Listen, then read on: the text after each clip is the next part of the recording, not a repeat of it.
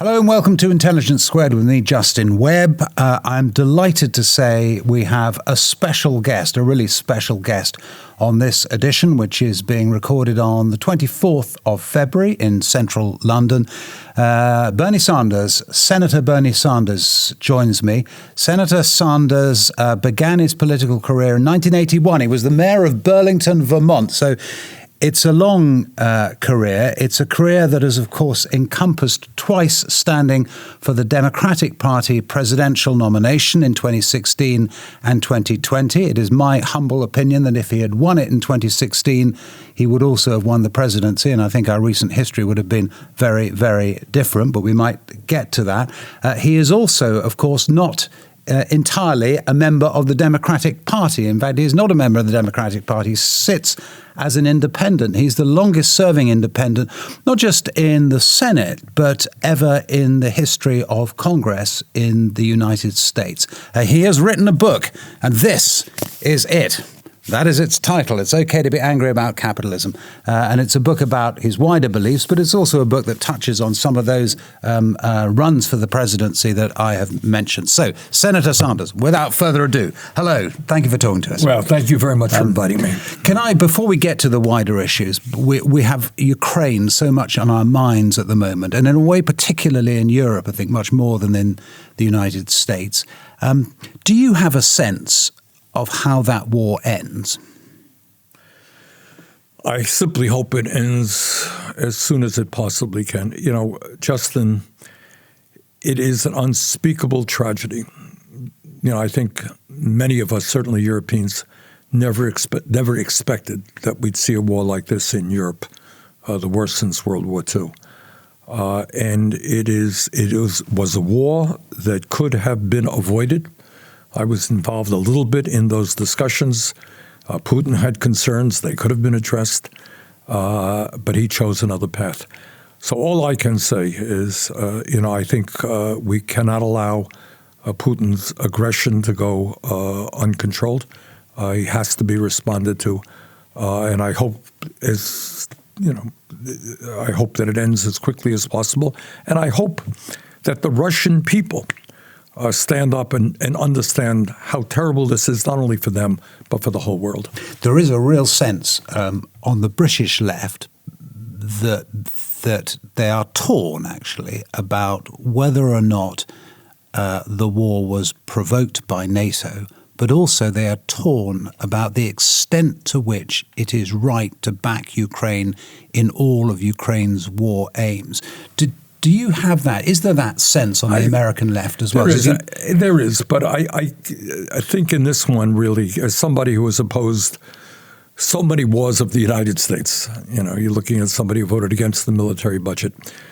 On this one, Putin did not have to do what he chose to do. So all I can say is I hope it certainly ends as soon as possible, that there's a negotiated settlement.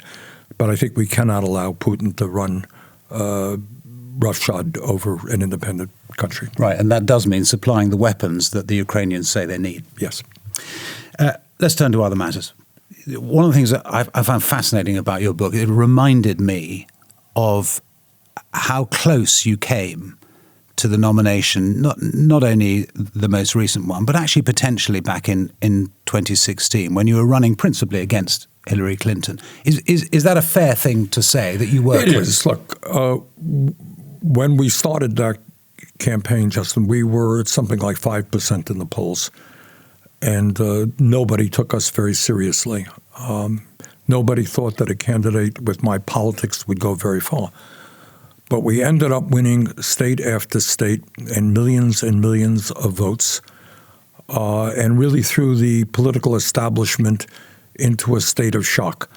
But at the end of the day, when you're taking on the political establishment, you're taking on the economic establishment, you're taking on the media establishment, that's a tough thing to do. So we lost in 2016, but what came out of that is an unprecedented movement in modern American history of bringing working people and young people together to think big, not small. So we lost the election, but I think it is widely recognized that we won something enormously important. We helped change political consciousness in America and what working people have a right to expect from their government. You stood again in 2020. Why did you lose that time? Well, that time it was kind of much clearer. It was a larger field. I think at one point we had 18 or 20. Too many for one TV studio at one stage, wasn't it? That's right. That divided the debates in half. We won the popular vote in the first state, that was Iowa. We won a landslide victory in Nevada, which was the third state. We won a victory in New Hampshire. So we won the first three states, and that got the establishment very nervous. We lost in South Carolina, and then we have what we call Super Tuesday, which is when a whole lot of states come together. And we were favored to win many of those states, and we ended up winning California and so forth. But what ended up happening is the establishment said, you know what, we better rally around one candidate, not split the vote. That candidate was Joe Biden, and he won a number of states on Super Tuesday, and combine that with COVID and the inability to get out and campaign, he won the Democratic nomination. You made your peace with Joe Biden very much, haven't you? And you supported him when he was Well, I did. I supported him but strongly, for two reasons. Number one, it was absolutely imperative to do everything we could to defeat Donald Trump and his pathological lying and his authoritarianism. And number two, at the end of our campaign, Biden did something which was rather unusual for an establishment Democrat. He recognized what our movement was about, and he said, all right, let's put together a task force of his campaign and my campaign. Let's look at issues like healthcare, the economy, climate, housing, etc. So we sat down with him and we hammered out a very progressive agenda. It wasn't everything I wanted, quite progressive though. Yeah, so when the Wall Street Journal say, as they did recently, Joe Biden is Bernie Sanders, they're kind of right. Well, I wouldn't go that far. No, Joe Biden is not Bernie Sanders. But what's the difference? I mean, if Bernie Sanders had won in 2020, what would the difference be? And won the presidency, what would the difference be? The difference would have been I would have been, I think, a much more activist president in going out around the country and demanding and understanding there are limits to what a president can do unless you have mass grassroots working class support. So what I would have done as president is not only been commander-in-chief of the military, but organizer-in-chief, if you like, bringing working people together to fight for an economy and a government that work for all. As the book talks about, what we are looking at right now is the movement in America, and I suspect in many other countries, toward an oligarchic form of society. All right. So what we need to do is rally people, black and white and Latino, Asian American, our people to stand together for a progressive vision which substantially improves the lives of working families. Is part of that vision an attack on the people who run the tech industry and their power that we haven't properly seen on either side of the Atlantic? Yes, the short answer is yes. There's obviously been a revolution in technology, in social media, and so forth. And one of the things, Justin, that I worry about very much, and we touch upon it a little bit in the book, is I think people are underestimating the impact that artificial intelligence and robotics and the explosion of technology that we're seeing is going to have on the workforce. So one of the questions that has to be asked, who is going to benefit from that explosion in technology? Is technology a bad thing? No, it's not a bad thing. If you can produce twice as much with new technology, I think that's good. But you should benefit as a worker from that, not just have the CEO of the large corporation benefiting while you're thrown out on the street and replaced by a robotic. So that is an issue we need a lot of discussion about. But it comes down to the fundamental issue of this book, and that is power. Who has the power? And I think in this country, certainly in my country, you're looking at a handful of billionaires who have enormous control over our economy. We have more concentration of ownership than we've ever seen in American history. You're talking about more income and wealth inequality than we've ever seen in American history. And in America, I don't know how many people in the UK are familiar with our campaign finance system, but basically billionaires are able to buy elections. So what you're seeing is more and more power in the hands of a few, and I think a lot of hopelessness and despair on the part of the many. Are those things, particularly campaign finance, being sufficiently challenged by the Biden administration? Can they be challenged by one single administration? We could do a lot more. I mean, without, again, going into all the details, we have a Supreme Court, the reactionary Supreme Court, that made a decision on what they call Citizens United, which essentially said that billionaires have the freedom of speech to buy elections. That's their right, their freedom. I don't agree with that. Biden doesn't agree with that. But we have got to be aggressive at the state and local level to revitalize democracy and make it clear that billionaires should not be allowed to buy elections, that democracy means one person, one vote. And that means not only overturning the Citizens United Supreme Court decision, and we've tried to do some of that in the Senate. It also means turning to public funding of elections. How radical would you be? So there's a great feeling on the American left, isn't there, that the Supreme Court itself is illegitimate, that this Supreme Court, because of the way it's elected and the fact of the way that the Senate is set up, would you be a court packer, or would you threaten to go down that road? In other words, to appoint more justices until you had a Supreme Court that you felt was I willing think there to do are the other right ways thing? to deal with the problem with packing the court, as Roosevelt found out in the 30s, is so you pack it and the next guy comes along, he packs it, and you end up with 89 people on the Supreme Court. There are ways to deal with it, and I think that has to do with ways that are constitutional, which allow members to rotate off of the Supreme Court. So I wouldn't be for packing the court, but it is an issue that has to be dealt with. I think one has to be very, very naive not to believe that the Supreme Court has a political agenda. And in this case today, it is a very reactionary political agenda. Could I ask you another thing that occurred to me reading the book? And that's the kind of the breadth of the coalition. And you've referred to this coalition that supported you. How fractious is it? And how concerned are you by the identity politics that some on the American left concentrate on rather than class? And you talk a lot about class in the book. It put me in mind of Richard Rorty, the US political philosopher, I think is no longer with us, but read a book called Achieving Our Country many years ago, in which he said there's nothing wrong with being on the left in politics. He was, but he said you've got to be fundamentally patriotic, actually. You've still got to believe that this country can be achieved, that the things that are set out in its kind of foundational documents should be achievable for everyone. And the challenge that he made, and I think the challenge a lot of people make now about the progressive left in the States, is that actually there's a lack of patriotism. There's a real feeling the whole place is worthless. It's irredeemably racist, irredeemably all sorts of things. You don't believe that, do you? No, that's not my view, and that's not the view expressed in the book. But I'll tell you what I think a modern-day patriotism is. And I see that a lot in young people. It's clear I lost the election. I'm not the president. But one of the things we did accomplish is that we won the overwhelming, not even close, support of young people. And by young people, I mean people 40 or younger. And that is the future of America. So these are people who are looking not just at minimal changes. They want structural changes in American society.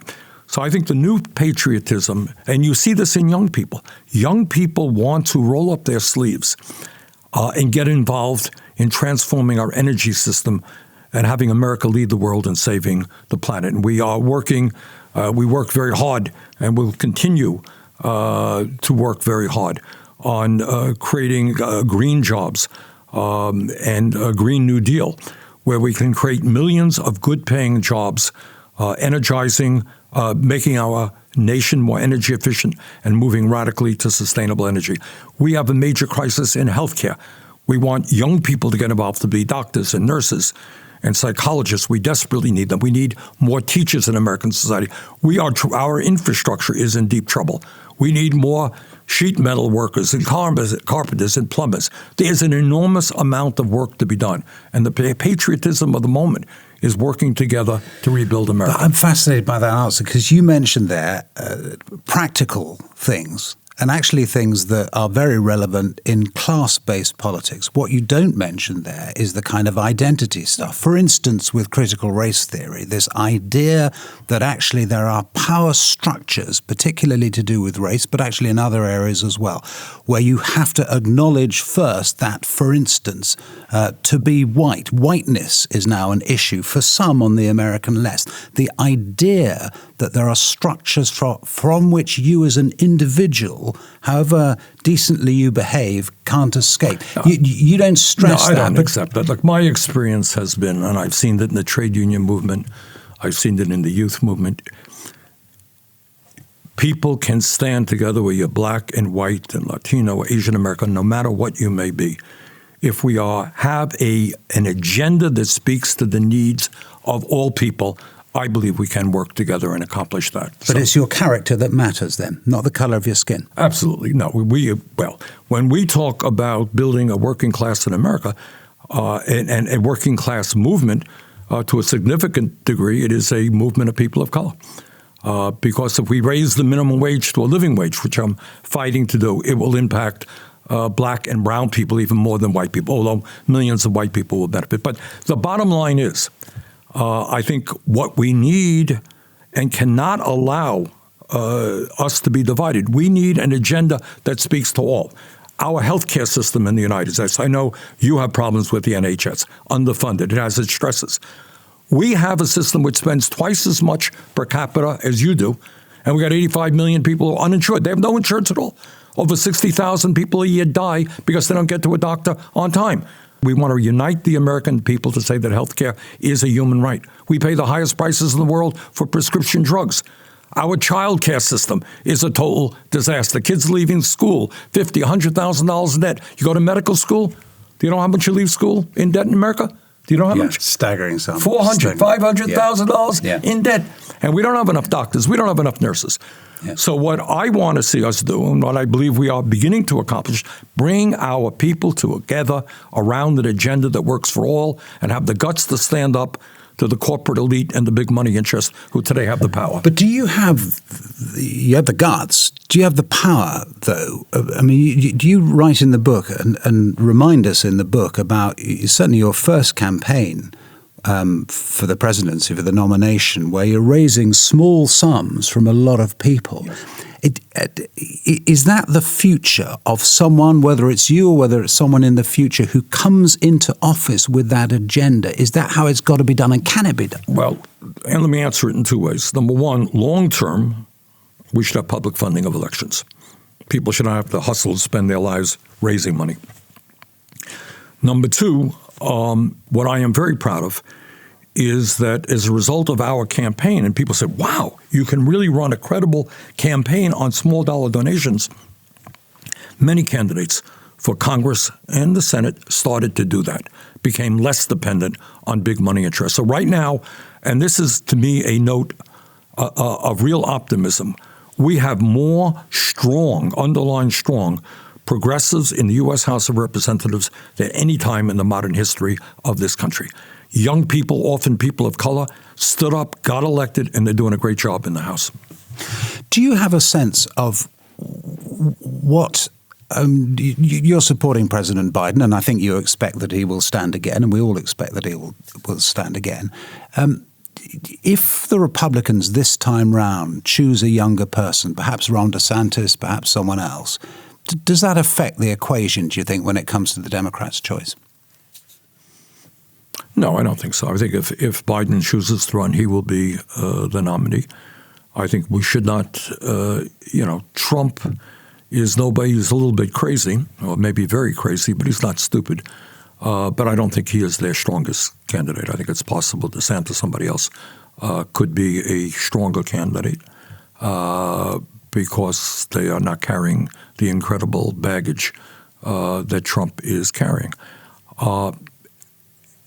One of the issues that I think points that our campaign made is that Democrats are losing the support of a lot of working class people, significantly whites, but increasingly Latinos and even black workers. And what we are fighting for is an agenda that speaks to the needs of the working class in this country. You know, you talk about identity politics a moment ago. There is no compromise on racial justice, on the fight against sexism and the fight against homophobia. But where the Democrats in recent years, and we have a whole chapter on this in the book, have been weak, and people perceive it, they have, to a significant degree, turned their backs on the working class, whether you're white, black, Latino, Asian American, whatever. They've turned their backs, and we have to move once again to be the champion of working families in America. And you think Biden can do that? And in the sense, then his age won't matter, even if the Republicans come up with a much younger candidate, which DeSantis is not would the be. issue. What is the issue is policy, is a willingness to take on powerful special interests. Let me give you an example. We have seen in the United States in the last several years an uptick in trade union organizing. More and more workers want to become members of unions. What we are also seeing at the same moment is companies like Starbucks and Amazon engage in vicious union-busting efforts. We need the president, we need the Congress to say to these companies, you cannot break the law. Workers have the right to join unions. We want to build the trade union movement in America because the middle classes continues to be in decline. That I have not yet seen, that kind of energy from the White House. I want to see it. Wider thought before we end. How much trouble is America in? Because the kind of picture that we have of the United States is not just that it's fractured, but that there's this real hatred that has built up between individuals now, and a movement, a physical movement, a part of people. You come from one of the more peaceful corners of the United States, Vermont, mainly full of trees and lovely places. The rest of America isn't like that, is it? How worried are you about the whole enterprise? Well, I am. Obviously, everybody is familiar with January 6th. I was there. It was a horrible moment, not just on a personal level, but for what it means in terms of where the United States is at. So that divisiveness, that division remains. It's real. But this is, what I would also say to people who are worried about the future of America. On issue after issue, it turns out that we are not divided. On issue after issue, you find that whether you're Republican or Democrat, you want a healthcare system that works for you and not just the insurance companies. You don't want to pay the highest prices in the world for prescription drugs. You want a child care system that is affordable. You want to have your kid be able to go to college. You want to make sure that we're leaving our children and grandchildren a planet that is habitable. And what we have got to do is work on those issues where people can come together and want real change. And that's what we're kind of trying to do. Senator Bernie Sanders, very good to talk to you. Thank you. Thank you, Justin.